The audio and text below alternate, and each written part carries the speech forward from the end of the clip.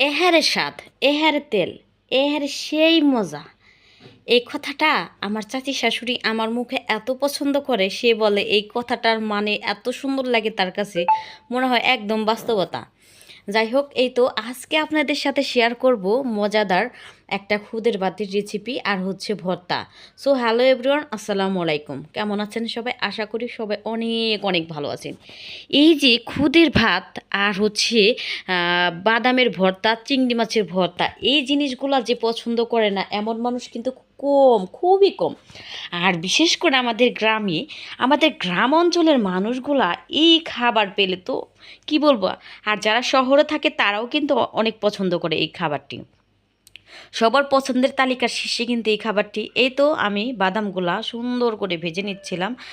আর আমি হচ্ছে অটোবুদ্ধি, এই বাদাম একটা একটা করে খোসা ছাড়ানোর ধৈর্য আমার নাই, এত টাইম আমার নাই, কেননা আমার আরও অনেক কাজ আছে। যার কারণ হচ্ছে অটোবুদ্ধি খাটায় আমি হচ্ছে একটা যে পাটার পুতা আছে না, আমাদের এলাকায় পুতা বলে, সেই পুতা দিয়ে সুন্দর করে একদম ফাত ফাত খোসা ছাড়াই নিলাম। এই যে দেখেন, এটা কিন্তু একটা বুদ্ধি। এই বুদ্ধিটা কিন্তু অনেক কাজে লাগার মতো একটা বুদ্ধি। এই যে দেখেন কি সুন্দরভাবে, কত সহজভাবে বাদামের খোসা ছাড়ানো যায়। এটা কিন্তু অনেক সুন্দর একটা টেকনিক, আপনাদের মাঝে শিখিয়েও দিলাম। এইভাবে আমি দেখেন খোসাগুলা ছাড়িয়ে কত সুন্দর পরিষ্কার করে নিলাম, একদম ফ্রেশ। আর এটা ফ্রেশ করার পর এখন হচ্ছে আমি চিংড়ি মাছের শুটকি চিংড়ি এগুলো তেলের পর দিয়ে ভেজে নেব। আমি আজকে 2 রকমের ভর্তা করব। এই ভর্তা দিয়ে এই ভাত খেলে উফো, কি যে মজা, এত স্বাদ, সত্যি আমি কি বলবো, এগুলা বলার মতো না। চিংড়ি মাছগুলো সুন্দর করে ভাজা নিলাম। আর আমি হচ্ছে শুকনা মরিচ দিয়ে ভর্তা বানাবো না, আমি হচ্ছে একদমই কাঁচা মরিচ সুন্দর করে ভেজে নিলাম।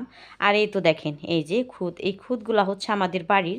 এইগুলো আমি সুন্দর করে ধুয়ে মুছে পরিষ্কার করে নেব। এটা অনেক সুন্দর করে, অনেক টাইম 3-4টা ধোয়া দিয়ে আমি পরিষ্কার করে নেব। আর এই তো দেখেন, এই যে খুদের ভাতগুলা রান্তাছি। আমি নিশ্চিত যারা এই ভিডিও দেখতাছেন তাদের অবশ্যই খেতে ইচ্ছে করতেছে, ভর্তা প্রেমীরা, আর বিশেষ করে যারা এই খুদের ভাত পছন্দ করেন। অনেকে আবার ঢাকাতে এগুলাকে বুয়া ভাতও বলেন। আমি আমি মনে করব এটা আপনাদের অনেক বেশি একটা পছন্দের শীর্ষে, এই খাবারটা সবাই অনেক বেশি পছন্দ করেন, কম বেশি। আমিও অনেক বেশি পছন্দ করি। আর এই তো দেখতে দেখতে আপনাদের সাথে কথা বলতে বলতে আমার রান্নাটা প্রায়ই শেষ। এবার হচ্ছে আমি, আর এটা যদি ব্লেন্ডারের ভর্তা কিন্তু এত মজা না, শিলপাটায় ভর্তা বানানো যায় বা এই যে পাটাপুতে, এর সে মজা আমার মনে হয় না কিছু হইতে পারে। এটা কিন্তু অনেক বেশি ভালো লাগে এই পাটাপুতাতেই, একদমই মজা, এত মজা যে। আর এই চিংড়ি মাছের ভর্তাও আমি অর্ধেক অর্ধেক করে সবটাই নেব। আর আমি এই চিংড়ি মাছের ভর্তায় কিন্তু দেই না, রসুন দেই না, আমি বরাবরই পেঁয়াজ দেই। এই পেঁয়াজে আমার কাছে অনেক বেশি ভাল লাগে। আর এটা যে খেতে কি যে লেভেলের মজা। এই যে দেখেন আমার ভর্তাটা বানানো শেষ। আর পেঁয়াজটা আমি একটু আনামানাম সাইজ, আধা ভাঙা সাইজ রাখি, এটা যে খেতে মজা। আর এইদিকে এই যে দেখেন, আরে সাদরে, গরম গরম ধোয়া উঠায় একদমই ফ্রেশ ভাত। এই ভাতগুলা পাটায় মাইখা খাইতে যে কি লেভেলের মজা, যারা একমাত্র গ্রামের মানুষ যারা খেয়েছেন সেটাই আপনারা একমাত্র বুঝতে পারবেন এই টেস্টটা কি। এটা যে কি লেভেলের মজা, চরম মজা যারে বলে। আমি সত্যি এই খাবারটা অনেক বেশি পছন্দ করি। আর সত্যি কথা বিশ্বাস করেন, এই খাবারটা খেয়ে আমি মনে হয় না পোলা মাংস কোরমাও এত মজা পেয়েছি। সত্যি নিজের হাতে বানিয়েছি আর এত খেতে মজা লেগেছে আমার কাছে।